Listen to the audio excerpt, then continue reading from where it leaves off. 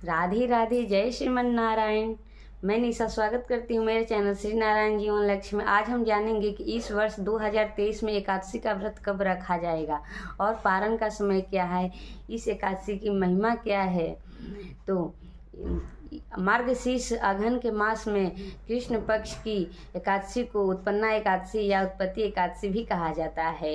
इस बार 2023 में एकादशी 8 दिसंबर को 5:05 से प्रारंभ हो जाएगी और 9 दिसंबर को 6:05 तक रहेगी। उदया तिथि में एकादशी नहीं होने के कारण 8 दिसंबर को एकादशी नहीं रखा जाएगा। उदया तिथि से एकादशी आरंभ होता है, इसीलिए 9 दिसंबर को ही एकादशी का व्रत रखा जाएगा।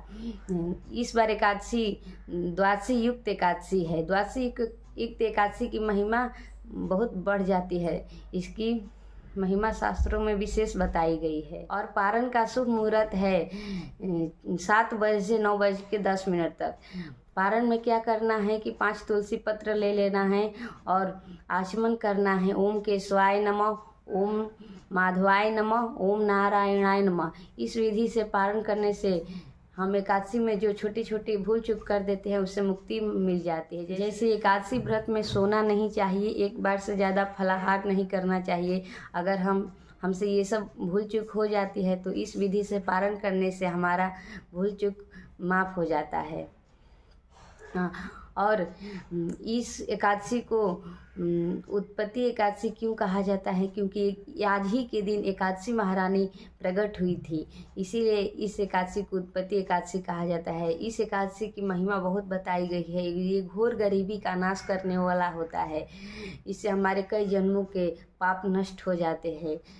इसी एकादशी से एकादशी व्रत प्रारंभ हुआ है। अगर कोई एकादशी का व्रत नहीं करता है तो इस एकादशी से एकादशी का व्रत करना आरंभ कर दे। इसकी कथा की विशेष महिमा बताई गई है। अगर कोई एकादशी का व्रत नहीं कर रखता है तो कथा भी सुन ले तो उसके पाप से मुक्ति मिल जाएगा। सतयुग में एक मूढ़ नामक दैत्य था जो ब्रह्मा जी का तप करके ब्रह्मा जी से वरदान प्राप्त कर लिया था और वो वरदान प्राप्त करने के कारण अत्यधिक बलवान हो गया था और वो देवताओं पर अत्याचार करने लगा। सभी देवताओं को बंदी बनाने लगा, स्वर्ग पर अपना आधिपत्य जमा लिया था और देवता इधर उधर भटकने लगे। तभी सभी देवता परेशान होकर भगवान भोले शंकर के पास पहुँचे। तभी भगवान शंकर ने कहा कि अगर वाकई में इस दैत्य से मुक्ति पाना चाहते हो तो भगवान नारायण के पास चलो। तब भगवान नारायण के पास सभी गए। तभी भगवान नारायण ने कहा कि आप लोग चिंता मत करिए, इस दैत्य का हम बहुत ही जल्दी वध कर देंगे। तभी सभी देवता उस दैत्य से युद्ध करने के लिए चले गए और भगवान नारायण भी वहाँ पहुँचे। वो दैत्य बहुत ही बलवान था। वो भगवान नारायण के साथ भी मुंह तोड़ युद्ध करने लगा। ऐसे ही 10,000 वर्षों तक भगवान नारायण उसके साथ युद्ध किए और वो बहुत अधिक बलवान होने के कारण उसका जल्दी वध नहीं हो रहा था। इसीलिए भगवान विश्राम करने के लिए बद्रीनाथ की गुफा में चले गए, वहीं विश्राम करने लगे। लेकिन ये दैत्य युद्ध के अहंकारी था, युद्ध करने के लिए लालायित था, भगवान के पीछे पीछे भी चला गया। भगवान को निद्रा में देख उनके ऊपर प्रहार करने का कोशिश किया। तभी भगवान से एक दिव्य प्रकाश प्रकट हुआ। उस प्रकाश से एक बहुत सुंदर देवी प्रकट हुई और वो उस दैत्य को क्षण भर में ही उसका वध कर दिया। तभी सभी देवता वहाँ पर आ गए और भगवान नारायण से कहा कि आप ही से ये अद्भुत देवी प्रकट हुई और उस दैत्य का क्षण भर में ही नाश कर दिया।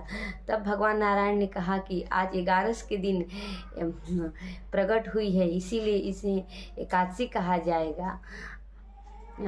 इसीलिए उत्पन्ना एकादशी कहा जाता है क्योंकि उसी के दिन एकादशी महारानी प्रकट हुई, इसीलिए उत्पन्ना एकादशी कहा जाता है। भगवान नारायण ने कहा कि मेरे जितने भी भक्त हैं एकादश के दिन माने एकादशी के दिन व्रत करेंगे, पूजन करेंगे, आराधना करेंगे, जितने भी नाम जप कीर्तन करेंगे उनका विशेष लाभ होगा। उनके कितने भी जन्म के पाप हो सभी नष्ट हो जाएंगे।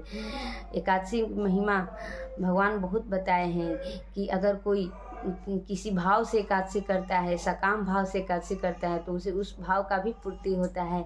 अगर कोई निष्काम भाव से एकादशी करता है तो उसे मेरी प्राप्ति होता है।